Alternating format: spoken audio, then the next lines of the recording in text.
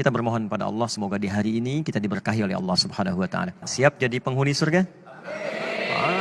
Tidak cukup dengan amin ya. Masuk surga tidak cukup dengan amin, tapi harus disiapkan dengan amal saleh. Karena itu di episode kali ini kita akan belajar tentang satu amalan penghuni surga yang biasa dikerjakan khususnya di waktu-waktu Ramadan. Apakah amalan itu? Kita akan bahas di episode kali ini dan tidak banyak orang mengetahui amalan yang dimaksudkan.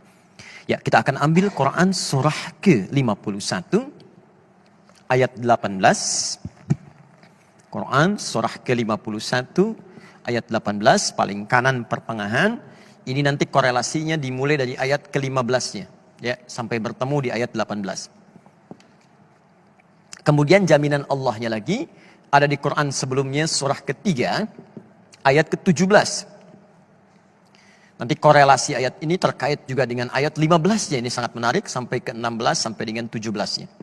Ini amalannya dan jaminannya surga yang dijanjikan. Baik, mari kita lihat.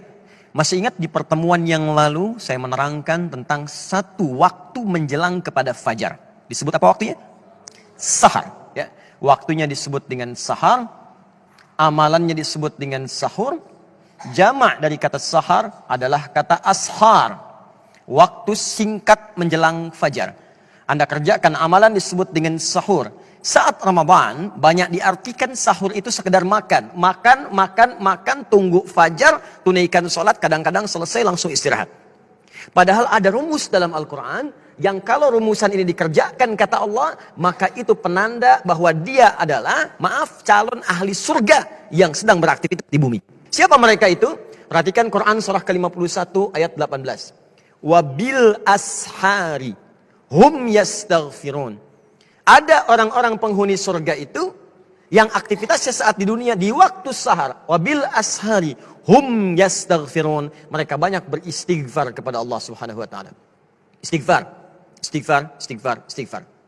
Siapa mereka ini? Kembalikan ke ayat 15-nya. Innal muttaqina fi jannatin wa uyun. Ada orang-orang takwa yang akan masuk surga, surganya spesial. Jadi orang yang biasa istighfar di waktu sahar itu surganya spesial. Kata Allah, mereka akan tinggal di taman-taman surga.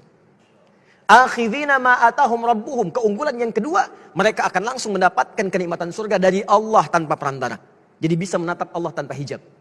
Ya, nanti di hari kiamat saat kembali kepada Allah. Nanti ayatnya di Quran surah 75, ayat ke-22 sampai dengan 23. Ya, wujuhun yawma idzin nadhirah. Ada orang yang wajahnya berbinar, gembira sekali. Bukan karena masuk surganya. Ya, bukan karena surganya. Ila rabbiha nadhirah. Karena bisa menatap Allah langsung tanpa hijab seketika. Siapa di antara mereka itu? Inilah yang saat di dunia punya kebiasaan istighfar di waktu sahar.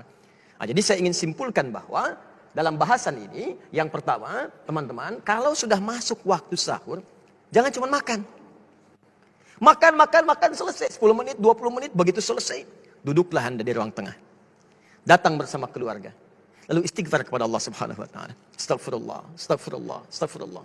Ya Allah, saya minta ampun ya Allah. Jika Anda bisa kerjakan itu, maka hadisnya hadis qudsi. Diriwayatkan oleh 30 orang sahabat senior jalur pertamanya.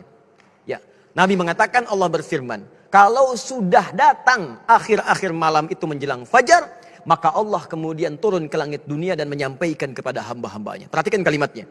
Ya ibadi, siapa yang di antara hambaku? Hambaku. Siapa yang minta, aku kabulkan. Siapa yang berdoa, aku jawab. Wa man istaghfara liya, dan siapa yang istighfar kepadaku, ghafartu lahu, maka aku ampuni semua dosa-dosanya. Kata para ulama, jika seorang sudah diampuni dosanya, maka semua yang dimintakan akan langsung dikabulkan oleh Allah tanpa harus minta lagi. Maka para ulama mengatakan pilih yang ketiga untuk istighfar, maka semua akan Allah cukupkan dalam kehidupan kita. Karena itulah orang istighfar disebut lagi di Quran surah ketiga ayat ke-17. Orang-orang penghuni surga dengan 4 golongan lain. As-sabirina, was-sadiqina, wal-qanitina, wal-munfiqina, wal-mustaghfirina bil ashar. Kata Allah, ada 5 golongan yang dapat anugerah di surga dengan dapat keriduan Allah yang paling besar. Orang-orang sabar, orang-orang yang khusyuk dalam salat, orang-orang yang rajin bersedekah, dan orang-orang diantaranya yang senang berinfak, serta orang-orang yang beristighfar di waktu fajar. Maka kalau tak mampu Anda sabar, rajinlah sedekah. Tak mampu bersedekah, maka rajinlah Anda khusyuk dalam salat. Tak mampu khusyuk dalam salat sepenuhnya, maka istighfarlah. Mudah-mudahan dengan itu Anda mendapatkan surga yang dijanjikan insya Allah.